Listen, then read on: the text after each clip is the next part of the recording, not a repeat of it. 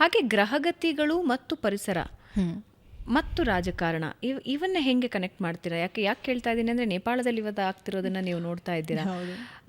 ಹಲವಾರು ಜ್ಯೋತಿಷಿಗಳು ಗ್ರಹಗತಿಗಳ ಪರಿಚಲನೆಯಿಂದ ಇಂಥದ್ದೆಲ್ಲ ಘಟನೆಗಳನ್ನು ಕಂಡುಹಿಡಿಯಬಹುದು ಅಥವಾ ಇಂತಹ ಭವಿಷ್ಯಗಳನ್ನು ತಿಳ್ಕೊಳ್ಬಹುದು ಅಂತ ಹೇಳ್ತಾರೆ. How it is possible? ಹೆಂಗೆ ಸಾಧ್ಯ ಅದು? Okay, actually honestly I don't want to answer this, but ನೀವು ಕಟ್ ಮಾಡ್ತೀರಾ ಏನು ಮಾಡ್ತೀರಾ ನೋಡ್ಕೊಳ್ಳಿ. ಇದು ಒಂದು ದೇಶಕ್ಕಾಗಲಿ ಅಥವಾ ಒಂದು ಏನು ಹೇಳ್ತಾರೆ, ಒಂದು ಟೀಮ್ಗೆ, ಒಂದು ಪಾರ್ಟಿಗೆ ಒಂದು ಕುಂಡ್ಲಿ ಹಾಕ್ಬಿಟ್ಟು ನೋಡೋದು, it is very very very wrong. Okay okay, ಯಾಕೆ ಅಂತ ಹೇಳಿದ್ರೆ, ಒಂದು ಪಾರ್ಟಿ ಅಂತ ತೊಗೊಂಡ್ರೆ ಅದರಲ್ಲಿ ಅಷ್ಟು ಜನ ಇರ್ತಾರೆ, ಅಷ್ಟು ಜನದ ಜಾತಕನೂ ನೋಡಬೇಕಾಗತ್ತೆ, ಯಾರಿಂದ ಏನಾಗುತ್ತೆ ಅನ್ನೋದು ನೋಡಬೇಕಾಗತ್ತೆ. ಒಂದು ಇವಾಗ 1947 15th August ಇಂಡಿಯಾ ಅಂತ, ಇಂಡಿಯಾ ಕುಂಡಲಿ ಹಾಕ್ಬಿಡ್ತಾರೆ ಇಂಡಿಯಾಗೆ ಅಂತ. ಸೇಮ್ ಟೈಮ್ ಪಾಕಿಸ್ತಾನದ ಕುಂಡ್ಲಿನೂ ಬರುತ್ತಲ್ವ. ಎರಡೂ ಒಂದೇ ಥರ ಇದೆಯಾ? ಇಲ್ಲ ಅಲ್ವಾ.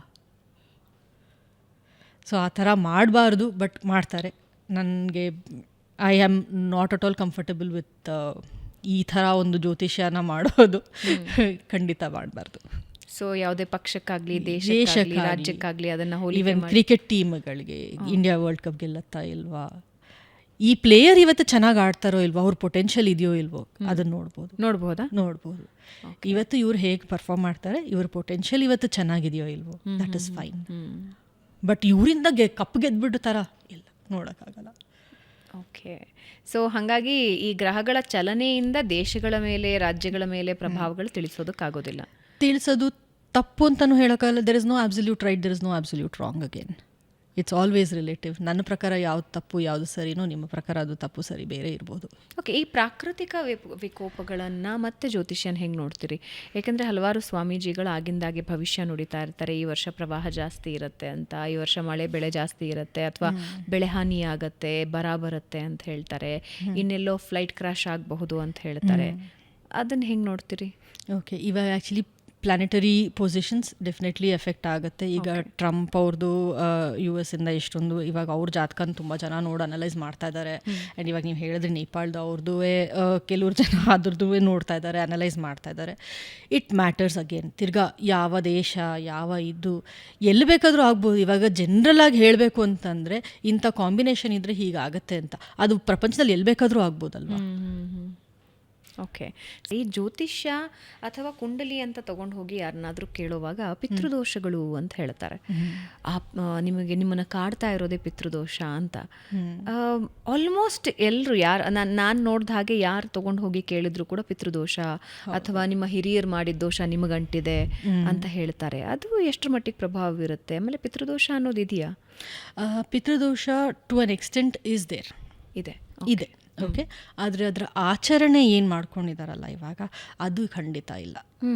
ಇವಾಗ ಪಿತೃದೋಷ ಅದು ನಾವು ಪೂಜೆ ಮಾಡಿ ನಿವಾರಣೆ ಮಾಡ್ತೀವಿ. ನೀವು ಅಲ್ಲೆಲ್ಲೋ ಕೂತಿರ್ತೀರಾ, ನೀವು ಅಮೆರಿಕನಲ್ಲಿ ಇದ್ದೀರಾ, ನಿಮ್ಮ ಪರವಾಗಿ ಇಲ್ಲಿ ಯಾರೋ ಪೂಜೆ ಮಾಡ್ತಾರೆ, ಅದು ವರ್ಕ್ ಆಗಲ್ಲ. ನೀವೇ ಬರಬೇಕು, ನೀವೇ ಮಾಡಬೇಕು, ನಿಮ್ಮ ಕೈಯಾರ ನೀವೇ ಮಾಡಬೇಕು.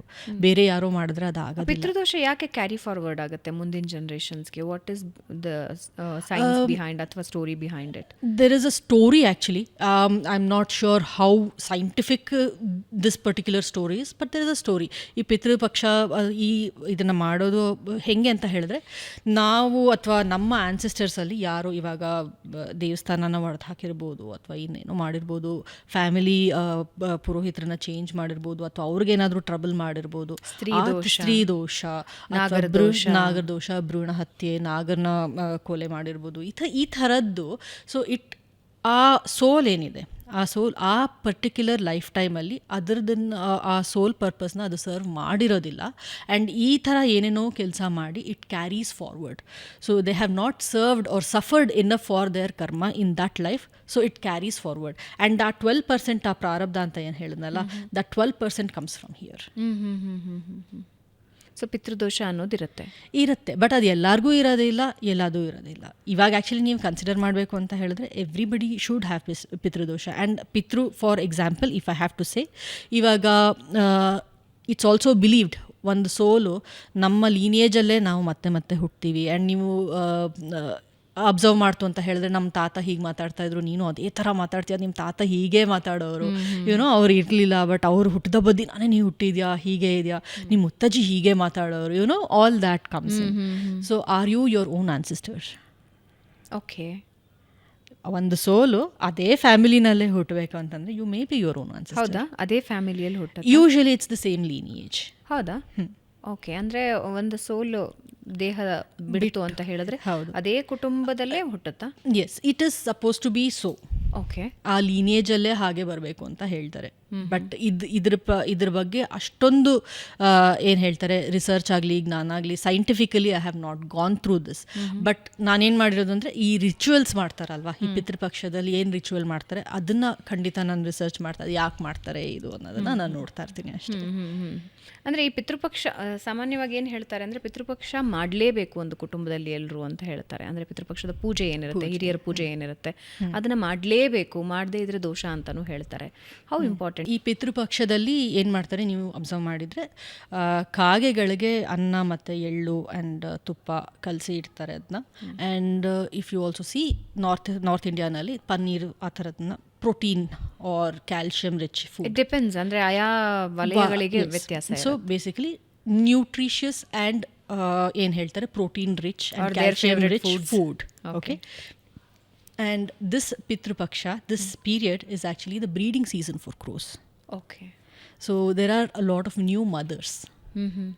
ಸೊ ಆ ಇಕಲಾಜಿಕಲ್ ಬ್ಯಾಲೆನ್ಸ್ನ ನಾವು ಇದು ಮಾಡೋದಕ್ಕೋಸ್ಕರ ಈ ಒಂದು ರಿಚುವಲ್ನ ಮಾಡಿದ್ದಾರೆ ಅಷ್ಟೇ.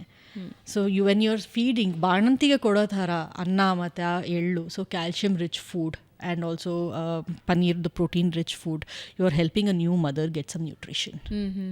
ಸೊ ಕಾಗೆಗಳಿಗೆ ಯಾಕೆ ಅಗೇನ್ ದೇಶ ಕಾಲ ಪಾತ್ರ ಅಂತ ಬಂದಾಗ ಈ ಪೀಪಲ್ ಟ್ರೀ ಅನ್ನೋದೊಂದಿದೆಯಲ್ಲ, ಅದು ನಿಮಗೆ ಸಸಿ ನೆಟ್ಟಿದ್ರೆ ಅಥವಾ ಬೀಜ ನೆಟ್ಟಿದ್ರೆ ಅದು ಬರೋದಿಲ್ಲ. It has to go through a cross digestive system. ಆ ಕಾಗೆ ಅದು ತಿಂದು ಆ ಬೀಜ ಯೂಶಲಿ ಅಷ್ಟು ಪ್ರೊಪಗೇಟ್ ಆಗೋದಕ್ಕೆ ಅದೇ ರೀಸನ್. ಸೊ ನೀವು ಅದಕ್ಕೆ ನೋಡ್ಬೋದು ಆ ಪೀಪಲ್ ಟ್ರೀ ಅನ್ನೋದು ಯಾರ್ದೋ ರೂಫ್ ಮೇಲೆ ಇನ್ನೆಲ್ಲೆಲ್ಲೋ ಬೆಳ್ಕೊಳತ್ತೆ ಅದು. ಹೌದು ಹೌದು ಹೌದು. So that is the reason. And that tree was very important, ಯಾಕೆಂದರೆ ತುಂಬ ಕಾಲ ಅದು ಆಕ್ಸಿಜನ್ ಕೊಡುತ್ತೆ.